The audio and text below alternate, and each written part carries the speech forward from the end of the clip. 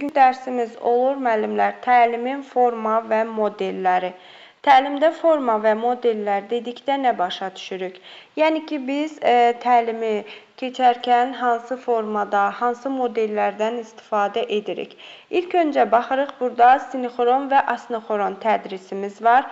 Sinxron nə deməkdir müəllimlər? Asinxron tədris nə deməkdir? Sinxron tədris prosesinin elə bir tipidir ki, burada şagirdlər eyni zamanda prosesə cəlb olurlar. Məsəl üçün, sinif otağında şagirdlər sinxron tərzdə eyni halda da dərsə cəlb olunurlarsa, eyni zamanda da, hər biri eyni zamanda dərsə cəlb olunurlarsa, bu sinxron tədrisdə canlı dərslərdir. Yəni, müəllim və şagirdlər fiziki olaraq bir mühitdə olduqları ənənəvi sinif otaqlarında dərslər sinxron tədrislə keçirilir. Bəs onlayn dərslər necə? Bax, biz hal-hazırda vaxt qoyuruq ki, saat 9-da, yəni canlı olaraq sizlə görüntülü olaraq dərsimizi təşkil edəcəyik. Bunu əvvəlcədən müəyyən etmişik və bu bizim sinxron onlayn dərslərimizdir. Sinxron onlayn tədris zamanı Microtimes'dan, Zoom'dan, Google Meet'dən, bizim hal-hazırda təşkil etdiyimiz Google Meet vasitəsilə dərslərimizin quruluşudur. Sonra sinxron tədrislə webinar və seminarlar var. Adətən bu görüşlər müzakirə xarakteri daşıyır. Webinar və seminarlarda bir və ya bir neçə müzahirəçi prosesin iştirakçıları ilə ünsiyyətdə olur və bu eyni zaman və eyni məkanda baş verir. Nəyə burada diqqət yetiririk müəllimlər? Sinxron tədrisdə hər biri eyni zamanda, eyni məkanda biri var deməli, tədris olar. Bu canlı olaraq olan dərslərdir. Amma biri də var sinxronda, eyni zamanda, eyni məkan gərəkdirməyən. Bu olur, yadınızda saxlayın, onlayn dərslər.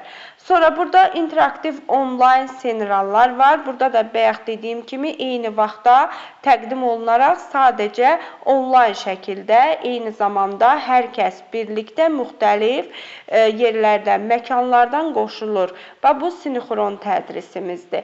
Sinxron tədrisinin üstünlük cəhətləri var. İştirakçılar arasında canlı əlaqə yaradılır. Şagirdlər və müəllim arasında məlumat və təcrübələr ani ötürülməsini təmin edir. Canlı və surətli əks əlaqə yaradılır. Dərslər hər dəfə əvvəlcədən müəyyən edilmiş eyni vaxtda keçirilir. Yəni, eyni zamanda şagirdlər arasında ünsiyyət qurulmasını və sosial bacarıqların inkişafını da təmin edir. Bu üstün cəhətləridir. Bəs müəllimlər, asinxron tədris nədir? Asinxron tədris, sinxron tədrisin əksinə olaraq. Deməli, asinxron tədrisin iştirakçılarının hamısı eyni zamanda, eyni məkanda olması vacib deyil. Məsəl üçün, mən dərsləri, mövzuları atıram sizə. Deyirəm ki, mövzularımızı öyrənin, mənə belə deyək də, video vasitəsilə, WhatsApp vasitəsilə öyrəndiklərinizi atın. Siz asinxron tədrisdə, məsələn, istədiyiniz məkanda dərsinizi öyrənə bilərsiniz, yolla gedə və yaxud da ki, başqa yerdə olanda da öyrənə bilərsiniz. Bax, burada yəni istədiyiniz kimidir asinxron tədris. Bax, əvvəlcədən deyir, hazırlanmış mühazirələrdir, video çarxlardır. Şagirdlərin bu materialı özlərinə uyğun vaxtında, öz qrafiklərinə uyğun şəkildə tanış olurlar. Bax, məsələn, istədiyiniz şəkildə dərsin vaxtına qədər də tanış olursunuz və həmçinin materialları hissə-hissə oxuyursunuz. Burada oxuduqdan sonra mənə də onlayn vasitəsilə, məsələn, suallarınız varsa, istədiyiniz vaxtda yönləndirə bilirsiniz. Bax, bu da olur, deməli, nədən fərqli olaraq, sinxrondan fərqli olaraq asinxron tədris ki, istəklərə uyğun olur burada. Bax, burada rəqəmsal tapşırıqlar və layihələr var. Bu da deyir, əvvəlcədən müəyyən olunmuş zaman çərçivəsində hazırladıqları işləri rəqəmsal platformaların üzərində göndərə bilirlər. Deyir, canlı dərs. Ənənəvi sinif otaqlarında asinxron tədris deyir, mümkündür. Layihə müzakirəsinin icrası zamanı yaranan çətinliklərin həll edilməsi. Asinxron tədris həm onlayn, həm də canlı dərslərdə keçirilsə də, onlayn dərslər üçün daha rahatdır da. Hər kəs istədikləri vaxtda dərslərini öyrənə bilir. Özləri üçün gün rejimi qurduqları vaxt istədikləri kimi hissələrə bölüb də öyrənə bilirlər. Özlərinin, yəni gün rejimi deyəndə günün hansı saatında onlara uyğundursa. Sonra deməli, amma asinxron tədrisin burada var. Bizdə indi baxaq sinxron tədrisdən üstün cəhətləri. Görək sinxron tədrisdən üstün cəhəti nədir? Öyrənmə deyir şagirdlərinin özünə uyğun və rahat vaxtda baş verir, çünki istədikləri vaxtdadır. Araşdırma və təhlil aparmaq daha çox zaman alır. Şagirdlərin tapşırıqların yerinə yetirilməsi vaxtı seçməkdə sərbəstdirlər. Müəllimlər üzr sayın, çox zaman olurlar da araşdırmalar üçün. Şagirdlər tapşırıqları yerinə yetirilməsi vaxtında seçməkdə sərbəstdirlər. Şagirdlərdə güclü motivasiya, özünü idarə etmə və vaxtı idarə etməsi bacarığı da asinxron tədris tələb edir. İndi hibrid tədris forması nədir? Hibrid tədris forması müəllimlər, deməli bir hissəsi canlı, bir hissəsi onlayn şəkildə, həmçinin belə götürək, sinxron və asinxron formada keçirilən dərs formasıdır. Burada hər ikisindən istifadə edirik. Bax, onlayn şəkildə olanda biz asinxrondan da, sinxrondan da istifadə edirik. Məsəl üçün, siz istədiyiniz vaxtı dərslərinizi öyrəndirsiniz, istədiyiniz vaxtı WhatsApp vasitəsilə məndən məlumat alırsınız. Amma sonra sonda zamanımız, eyni zaman qurmuşuq ki, bu zaman hər birimiz canlı olaraq dərsə qoşulaq, düzdür? Burada artıq biz asinxronla bərabər sinxron tədrisdən də istifadə edirik. Bax, bu hər iki, deməli, tədris formasının birləşməsi hibrid tədris forması, deməli, əmələ gətirir də, belə deyək, hibrid tədris forması yaradır. Deyir, ümumiyyətlə, müəllim öz yaradıcılığına əsaslanaraq istənilən onlayn tədrisini növlərini birlikdə adaptə edərək tətbiq edə bilər. Və bu da hibrid tədris formasına aiddir. İndi isə baxırıq müəllimlər.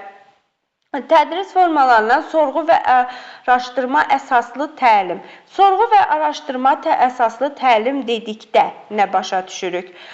Deyir, Albert Einstein belə bir ifadəsi var ki, mənim xüsusi bir istedadım yoxdur. Sadəcə çox güclü maraq hissim vardır. Bir çox deyir tədqiqatlar göstərir ki, effektiv öyrənmənin açar məqamlarından biri də təbii maraq hissinin aktivləşdirilməsidir. Baxın, müəllimlər, biz şagirdlərdə öyrənməni təmin etmək istəyiriksə, onlarda bir şeyi, mövzunu araşdırması onlarda daha çox maraq oyada bilər. Bax, sorğu və araşdırma əsaslı təlim metodi budur. Şagirdlər burada qoyulan sorğunu araşdıraraq, nəticəyə gələrək burada təqdim etmiş oldu.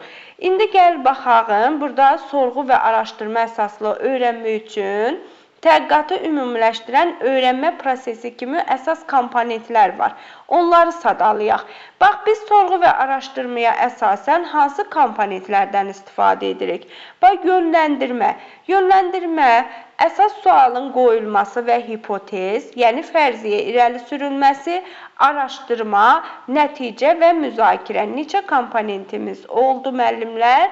Deməli 5. Yönləndirmə, əsas sualın fərziyyənin irəli sürülməsi, araşdırma, nəticə, müzakirə. Yönləndirmə dedikdə nə başa düşürük müəllimlər? Buna diqqət yetiririk.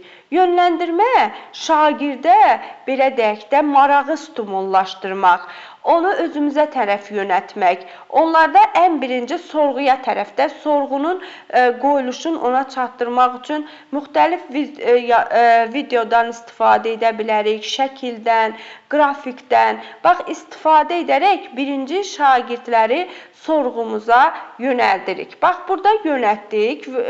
Yönəldəndən sonra şagird cəlb ediləndən sonra, cəlb etmədən sonra növbəti addımımız gəlir. Əsas sualın qoyulması və ya fərziyyənin irəli sürülməsi. Bu mərhələdə də, yəni fərziyyə nədir, sual nədir? Həmən sual, sorğu ortaya qoyulur və buna aid fərziyyələr varsa, bunlar da irəli sürülür. Bax, irəli sürüldükdən sonra deməli növbəti mərhələmiz olacaq araşdırma. Burada artıq şagirdlər araşdırmanı həyata keçirirlər həmən mövzu ilə bağlı. Araşdırma həyata keçirildikdən sonra onlar nəticəyə gəlirlər. Nəticə ortaya qoyulur, qarşı-qarşıya qoyulur, hərə fikirləri söylənilir, müzakirə edilir. Bax, müzakirə nəticələr ortaya qoyulduqdan sonra müzakirələr də təşkil olunur. Axırda son nəticəyə gəlilir burada müzakirəyə əsasən. Baxın, burada indi sorğu araşdırma əsaslı öyrənməyə görə sadə bir nümunə qoyublar. Nümunə nədən ibarətdir? Bircə dəqiqə müəllimlər. Nümunəyə baxırıq. Nümunədə deyilir ki, şagirdlər müşahidə edirlər ki, müxtəlif otaqlarda, eyni gündə, eyni torpaqda, eyni növdə əkilmiş iki bitkidən birinin inkişafı digərindən fərqlənir. Belə deyək də, iki dənə dibçəkdə gül əkilibdir. Sadəcə olaraq eyni vaxtlarda bunlar əkilib, həm birlikdə əkilibdir. Sadəcə olaraq birinin inkişafı daha çoxdur, digərinin inkişafı isə ondan azdır. Burada şagirdlər artıq bunu nə edirlər? Araşdırırlar ki, niyə məsəl üçün A bitkisinin inkişafı B bitkisindən yaxşı inkişaf edibdir. Bax, burada şagirdlər başlayırlar, burada müzakirəyə ki, suya ehtiyacı var. Baxırlar ki, yox, hər ikisini eyni vaxtda sulu verilibdir. Sonra bunu bildikdən sonra artıq bir səbəbə baxırlar ki, bəlkə ola bilər ki, məsələn, işıq və temperaturundan asılıdır bunun. Şagirdlər qərara gəlirlər ki, bitkilərin olduğu otaqlarda artıq temperaturu ölçmək lazımdır. Suda problem yoxdursa, onun inkişafı üçün əlbəttə ki, temperatur vacibdir. Bu da otaqda temperaturu ölçürlər. Deyir, bir neçə günün müxtəlif saatlarında aparılan ensayda ölçülmələr müəyyən edilir ki, hər iki deməli, bitkinin temperaturunun şəraiti eynidir. Su və temperatur faktoru oxşar olduğundan şagirdlər proqnozlaşdırırlar ki, artıq burada temperatur da eynidir, su da eyni verilibdir. Deməli, bitkilərin günəş işığına məruz qalma müddəti fərqlidir. Hansısa bitki, A bitkisi, deməli, B bitkisindən daha çox günəş aldığına görə onun deməli inkişafı daha çoxdur. Bax, şagirdlər burada artıq hər iki bitkinin gün ərzində ayrı-ayrılıqda neçə saat günəş işığı gördüyünə baxırlar, araşdırırlar və nəticəyə gəlirlər ki, A bitkisi B bitkisindən artıq günəş gördüyünə görə daha çox inkişaf etdirilibdir. Baxın, müəllimlər, burada uşaqlar neynədir? Araşdıraraq, özləri tətbiq edərək, özləri araşdırmanın səbəbini, nəticəsini taparaq daha yaxşı öyrənmiş oldu. Çünki biz biri var informasiyanı verək. İnformasiyanı verməzdən daha çox şagirdlərin özlərinin öyrənməsi, tətbiq etməsi daha çox əhəmiyyətli olur. Sonra burada həm şagirddə əməkdaşlıq formalaşır, həm tənqidi düşünmə formalaşır, ünsiyyət formalaşır. Bununla bərabər problem həll etmə də formalaşmış olur. Müəllimlər, burada deməli, tədris formasında sorğu və araşdırma əsaslı təlimin 5E modeli də var. Deyir, bundan da istifadə etmək olar. Elə bu da onun kimi maraq oyatmadır, araşdırmadır, izah etmə mərhələsi gəlir daha sonra. Daha sonra isə möhkəmləndirmə. Möhkəmləndirmə də əvvəlki mərhələləri davamlı olaraq dərinləşdirmə mərhələsində müəllimin yeni misalları, nümunələri təqdim edir. Anlayışın tətbiq olduğu əhatə dairəsini genişləndirilmiş olur və sonda burada qiymətləndirmə olur. Deyir, sonuncu mərhələdə şagird öyrəndiklərini qiymətləndirilir. Yəni, şagird nə öyrənibsə, ona uyğun qiymətləndirmə aparılır. Təlim nəticələri üzrə əldə etdiyi nəticələr də dəyərləndirilmiş olur.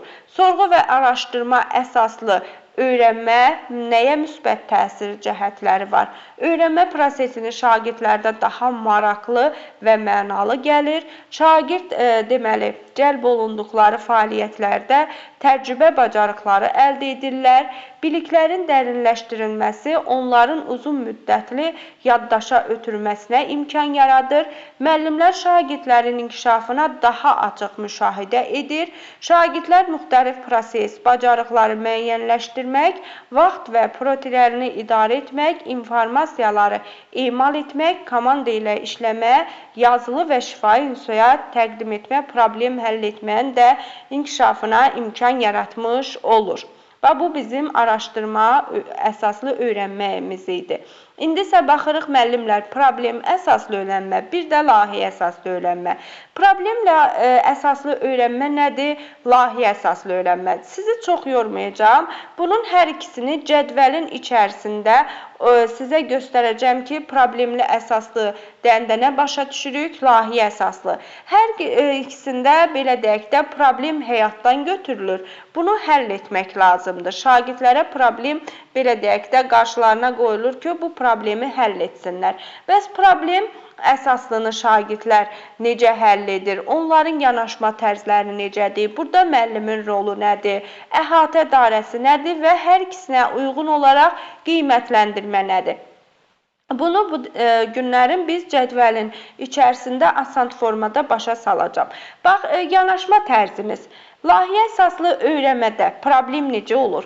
Problem geniş spektrli mövzunu əhatə etməklə kompleks problemlərə yönəlmiş olur. Burada kompleks problemlər olur. Həmçinin yekunda şagirdlərin nəticələri maddi məhsul, təqdimat, portret, tədbir, ifa, musiqi şəklində nümayiş etdirmiş olur. Bütün bunlar şagirdlərin anlaması və əldə etdiyi bacarıqların aydın göstəricisidir. Yəni, burada şagird öz təqdimatını müxtəlif formalarda təqdim edir. Fəaliyyətini müxtəlif formalarda göstərir. Bəs problem əsaslı da yanaşma tərzi necədir? Problem əsaslı da bircə dəqiqə var. Problemi əsaslı da bir spesifik problemə yönəlmişdir. Artıq burada bir dənə problem var. Şagirdlər burada əməkdaşlıq şəraitində hansısa real dünya problemini götürüb, onun haqqında informasiya toplayır. Daha sonra hipotez irəli sürüb hər yollarını, sadəcə olaraq problemə görə hər yollarını yürüdür. Amma öyrənmə, deməli, layihə əsaslı da necə oldu? Müxtəlif yollarla problemin, belə deyək də, aydın şəkildə çatdırdılar uşaqlar. Bəs müəllimin yanaşması layihə əsaslı öyrənmədə necədir? Problem əsaslı da necədir? Yəni rolu. Bax, müəllimin rolu layihə əsaslı öyrənmədə müəllim bir fasilitator kimi müxtəlif formada öz dəstəyini şagirdlərə göstərir. Bax, layihə əsaslı da şagirdlər nədir? Onlara dəstək göstərdi, yol göstərdi. Fasilitator müəllim necə idi? Bələdçi olurdu, hər şeylərini maraqlanırdı, istiqamət verirdi. Bax, öz dəstəyini burada göstərdi. Belə ki, sualın qoyuluşunda, resurslar təminatında və müntəzəm rəylərin verilməsində də məhz müəllim şagirdlərlə bərabər yaxından iştirak edir. Burada müəllimin rolu, deməli, layihə əsaslı da bu formada verilibdir. Bəs problem əsaslı da necədir? Hər nə qədər problemli əsaslı öyrənmədə müəllim fasilitatorluq rolu davam etsə də, o bir addım geridə qalır. Amma layihə əsaslı da şagirdlərlə bir gedir. Şagirdlərin problem seçməsi, informasiyanı toplaması və problemin həllinin formalaşdırılmasında şagirdlərə artıq burada sərbəstlik verir. Şagirdlər özü edir bunu. Şagirdlər deməli burada müəllimlə layihədən əsaslı olaraq sərbəst şəkildə özü etdi. Əhatə dairəsi və müddət var. Layihə əsaslı öyrənmənin əhatə dairəsi geniş və reallaşma vaxtına malikdir. Deməli, bu təlim modeli həftələr sürə bilər ki, bunu araşdırsınlar, tapsınlar uşaqlar, bax, təqdim etsinlər. Bunun üçün vaxt lazımdır, zaman lazımdır. Bu təlim metodu həftələr də sürə bilər, yarım ildə, hətta bütöv ili də əhatə edə bilərlər ki, layihə əsaslı da belə deyək, problemi həll etmək üçün. Sonra dərin araşdırma tələb edən və model sonda məhsul ortaya qoymağı tələb edir. Problem əsaslı necədir? Problem əsaslı bir neçə gün və ya həftəni əhatə edir. Məqsəd təqdim edilən konkret problemi həll etmək olur. Sonra qiymətləndirmə necə olur? Layihəyə əsasən, problem əsaslıya əsasən. Daha kompleks model olduğundan qiymətləndirmə meyarları da mürəkkəb xarakteristikaya malik olur. Həm məzmun burada qiymətləndirir, həm əldə edilən bilik, bacarıq baxımından, həm əməkdaşlıq burada qiymətləndirilir, yəni şagirdlərin arasındakı əməkdaşlıq, həm kreativlik, yəni şagirdlərin yaradıcılığı, təqdimat kimi bacarıqların qiymətləndirilməsi də nəzərdə tutulur. Deməli, qiymətləndirməmiz necə oldu? Hər tərəfli. Problem əsaslı da necədir qiymətləndirmə? Digər tərəfdən problem əsaslı öyrənmədə isə problemin həlli prosesi, tənqidi düşüncə və təklif edilən həll yolu keyfiyyət baxımından qiymətləndirmə aparılmış olur. Və bu da oldu bizim layihə və əsaslı, problem əsaslı öyrənməyimiz. Yəni, burada geniş formada artıq verib, biz bildik ki, yanaşma tərzləri fərqlidir. Yəni, təqdim edərkən şagirdlər hərəsi öz burada tərzlərlə edir. Burada əlbəttə ki, dedik ki, musiqi, rol, rəqs, ifa da olur layihə əsasən təqdimatında. Problem əsaslı da sadəcə problemin həll yolları belə deyək də irəli sürülür, tətbiq edilir.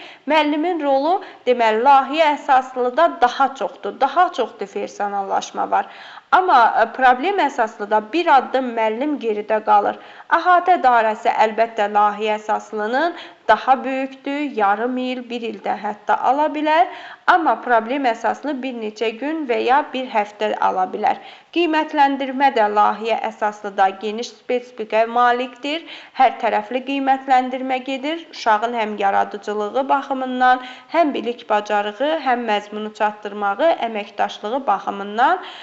Amma problem əsaslıda isə sadəcə problemindir, təklifdir. Buna uyğun olaraq qiymətləndirmə aparıldı.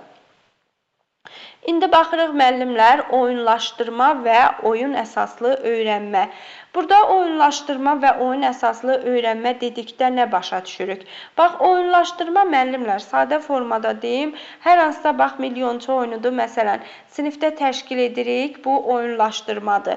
Və yaxud da ki, şagirdləri qruplara böldük. Məsəl üçün, deyirik, kral qrupu və yaxud da ki, qartal qrupu. Burada şagirdlərin hansı çox, belə deyək də, cavab verdisə oyunlaşdırmada, ona uyğun onlara bal veririk. Bax, oyunlaşdırma budur. Ola bilər ki, uşaqların biri çatdıra bilməz, cavabı zəif ola bilər. Bu, uşaqların arasında belə deyək, bir növ aralarında, xüsusiyyətlərində belə deyək də, anlaşılmazlıq ola bilər. Oyunlaşdırma bu formadadır. Bəs oyun əsaslı öyrənmə nədir? Oyun əsaslı öyrənmə isə təkcə tapşırıqları deyil, öyrənmə prosesini özündə bütövlükdə oyun əsaslı qurmağı nəzərdə tutulur. Məsələn, hansısa əsəri öyrənmək üçün səhnələşdirmə edirlər burada. Bax, həmən rola girirlər, rollara girirlər və yaxud burada veribdir ki, Azərbaycanın iqlim tiplərinin ərazilər üzrə öyrənərkən hər bir şagird sevdiyi və qohumlarının yaşadığı, görmək istədiyi rayon həvalə edilir ki, şagird oranı görməyib. Başlayır şagird həmin rayonun, belə deyək də, modelinə girir, roluna girir. Oynayır orada. Və məsələn, deyir, Kür-Araz ovalığında mən yerləşirəm, Kürdəmirəm, Kürdəmirin sanki roluna girir. Yayım isti, quru keçir, yayın istiliyindən şikayətlənənlər çoxdur, amma bunun faydaları da var.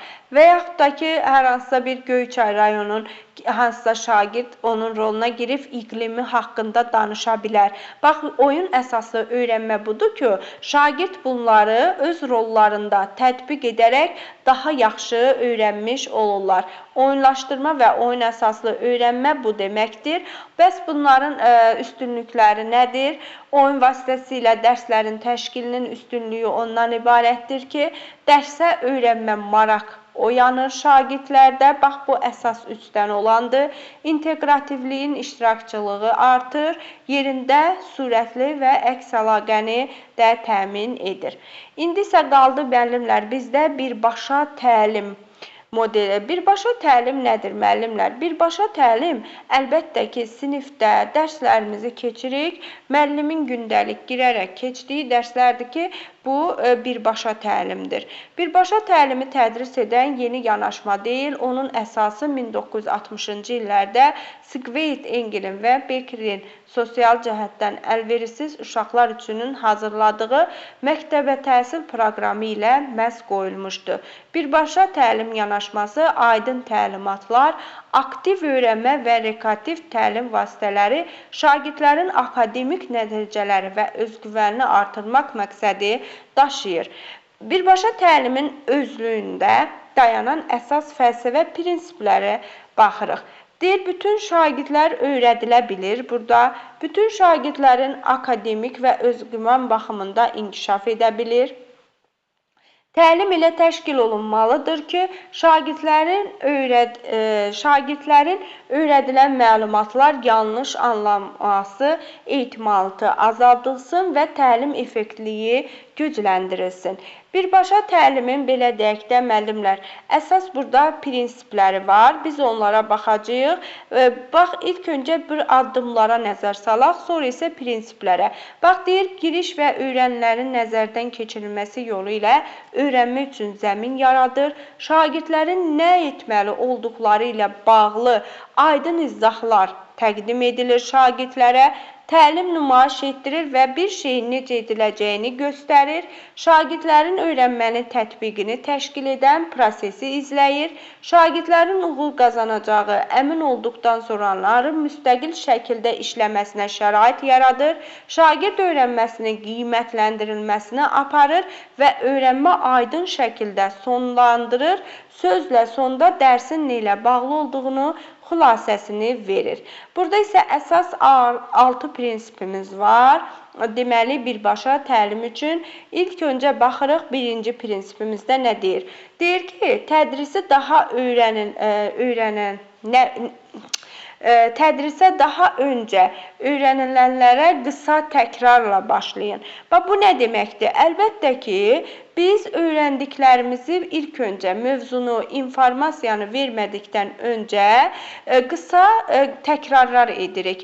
Öyrəndiklərimizdən, əvvəlki öyrəndiklərimizdən sual-cavab edirik. Bu zaman dərsimiz daha da aktivləşir, daha da əvvəlki biliklərimiz belə deyək də aktivləşmiş olur. Sinifdə şagird deyilənməz, dərsə cəlb edilir. Birinci təkrarlanır, həm də biliyimiz neyinir? Daha da aktivləşmiş olur. Daha da belə deyim də biliyimizdə irəliləyişlər ola bilir ki, bilmədiklərimiz varsa təkrar vasitəsilə bunları da öyrənmiş oluruq. Onun üçün deyir ki, tədrisdə daha öncə informasiyanı keçməmişdən dərsə başlayarkən qısa təkrarlarla keçdiyimiz mövzulardan başlamaq lazımdır. Sonra prinsip 2 deyir, yeni materialı kiçik hissələrlə təqdim edin və hər hissədən sonra şagird fəaliyyətinə yer ayırın. Yəni, bu nə deməkdir? Bax, biz əlbəttə ki, mövzular ola bilər ki, uzun olar. Şagirdlər bu uzun, mürəkkəb mövzunu biz onlara bir dəfəlik verə bilmərik. Onların öz səviyyələrinə uyğun materialı hissə-hissə təqdim edib, sonra da şagirdləri bu materialla bağlı tapşırıqları yerinə yetirməsinə şərait yaratmalıyıq. Bax, belə deyək, hər hansısa bir biz iş üsulu keçmişdik ki, zikzak hissələrə bölürdük, şagirdlər materialı öyrənib, daha sonra birlikdə çalışırdılar da, birlikdə bunu bir-biri ilə danışırdılar. Oxuyub anlamada burada həm elə belə deyək də inkişaf etmiş olurdu. Bax, məhz bu da bir növ onun kimidir ki, materialı, mürəkkəb materialları hissələrə bölərək şagirdlərə çatdırmaq lazımdır. Hissələrə bölərək şagirdlərə çatdırdıq. Deməli, Daha sonra isə bizim deməli prinsip 3-ümüz gəlir. Prinsip 3 nədir? Burada da modellər və işlənmiş nümunələri təqdim edin. Bu şagirdlərdə deyir, problemi daha tez və daha yaxşı həll etməyə kömək edə bilər. Bu necə müəllimlər? Bax, şagirdlərimizdə, öz övladlarınızda da, kitablarda özünüz belə deyək, riyaziyyat, cəbr dərsi keçmisiniz. Oradakı işlənmiş nümunələri qoyurlar. Həmən işlənmiş nümunələrə ki, baxırlar, uşaqlar yeni misalları həll edirlər. Və yaxud da ki, burada misal olmasın, məsələ olsun, hər hansısa işlənmiş nümunəni birinci qeyd edirlər, onun ardınca ilə ona baxıb nümunələrə öz dərslərini həll etmiş olurlar. Bax, işlənmiş nümunələr bu deməkdir. Və yaxud bu zamanda müəllim hər hansısa özü bir nümunəni növbədə işləyər və yenilərini şagirdlərə yol göstərmiş olur da nümunələr vasitəsilə. Şagirdlər də həmən nümunəyə baxaraq dərsini belə deyək, tətbiq edə bilər. Burada öz işini icra edə bilər. Sonra baxırıq prinsip 4-ə. Anlamanı yoxlamaq. Bəli, əlbəttə ki, biz şagirdlərin anlamasını yoxlamalıyıq ki, dərsi nə cürə də mənimsəyib, nə cürə anlayıbdır. Bunun üçün sual vermək lazımdır şagirdə. Şagirdin mövzunu təqdim olunan hissəsini ümumiləşdirmək lazımdır ki, məsəl üçün, mən sənə bu hissəni vermişəm, onu ümumiləşdir mənə denən, ona aid misallar denən. Mən bu zaman şagirdin anlamasını yoxlamış oluram. Məsələn, suallarla, müzakirə ilə, sonda refleksiya etməklə nələri bilib bilmədiyini, nəyi nə cürə anladığını bu formada yoxlaya bilərəm. Sonra bizdə gəldi 5-ci prinsipimiz. 5-ci prinsipimiz nədir? Şagirdlərin deyir, sizin köməyinizə yeni mövzunu tətbiq etməsinə şərait yaradın. Yəni, şagirdlərimizə mövzunu təqdim etməkdə öz-özlüyündə kifayət etmir. Təkrardan əlavə tədrisin daha bir vacib elementini müxtəlif şagird fəaliyyətləri ilə biliyini tətbiq və onun qiymətləndirilməsidir. Şagirdlər mövzumu lazım qədər məşq etməyəndə öyrəndiklərini unudurlar. Şagirdlər yeni materialları öz sözləri ilə ifadə etmək, detallı təsvir etmək və ümumiləşdirmək üçün əlavə vaxta ehtiyacı var. Məzmunu şagird fəaliyyətlərinin vasitəsilə tətbiqi həmin informasiyanın şagirdlərə uzun müddətli yaddaşa ötürülməsinə imkan verir və şagird lazım gəldikdə həmin informasiyaya istinad edə bilirlər. Belə deyək də, şagirdə məsəl üçün mövzunu çatdırıramsa, onunla da necə anladığı kimi mənə deməsini istəyirəm. Bax, burada yeni materialdır. Mən şagirdə yeni mövzunu çatdırmışam. Onun da tətbiq etməsi üçün ona yardımcı olub şərait yaratmalıyam ki, şagird başa düşdüyü kimi mənə mövzunu çatdırsın.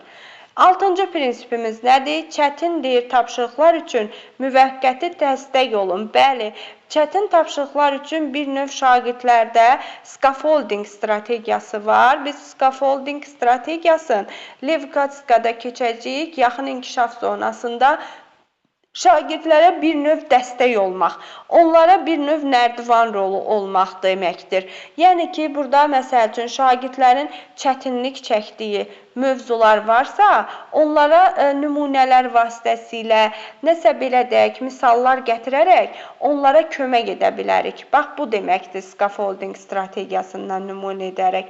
Bax, məsəl üçün, həmin mövzuya aid bir-iki misal özüm deyə bilərəm, ardını da şagird gətirə bilər. Bax, burada şagirdə mən köməklik göstərmiş oldum.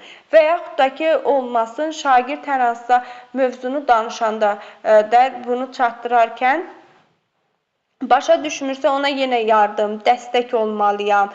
Nümunələr vasitəsilə, misallar gətirərək, sonra dəftərin deyib, bax, burada misal verib ki, mərkəzi qutu çəkin, mövzunun adını içərisinə yazın. Bax, mövzunun adını içərisinə yazaraq, mövzuya aid 1, 2, 3 söz sadalayaraq, fakt sadalayaraq şagirdə bir növ dərsi danışmaq üçün, belə deyək, öyrənənə qədər də müəllimlər. Burada əsas məqsəd öyrənənə qədərdir. Scaffolding rolu oynayıb ona dəstək olmalıyam.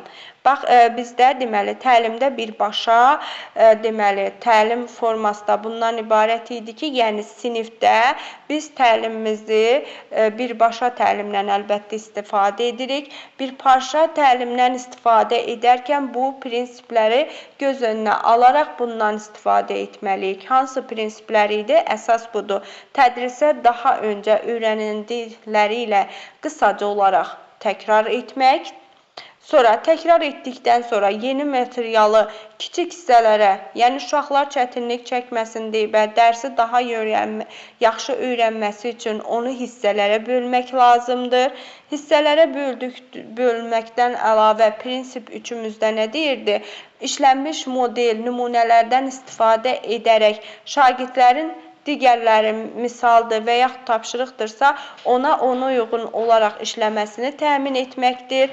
Anlamasını şagirdlərin dərsi nə cürə anlamasını yoxlamalıyam, sual verərək, sonra müzakirə təşkil edərək. 5-ci prinsipində şagirdlərin deyir, sizin köməyinizə yeni mövzunu tətbiq etməsinə şərait yaradın. Yəni, yeni mövzunu nə cürə başa düşübsə, ondan sözlərlə bunu ala bilərəm ki, görüm şagirdlər nə cürə başa düşür, necə tətbiq edir. 6-cı prinsip isə çətin tapşırıqlar üçün müvəqqəti dəstək olmaqdır ki, burada həmən tapşırığa uyğun şagirdin yadına harasa 1-2 məqamı sala bilərəm, misallar gətirə bilərəm ki, çətin tapşırıqları həll edə bilsin.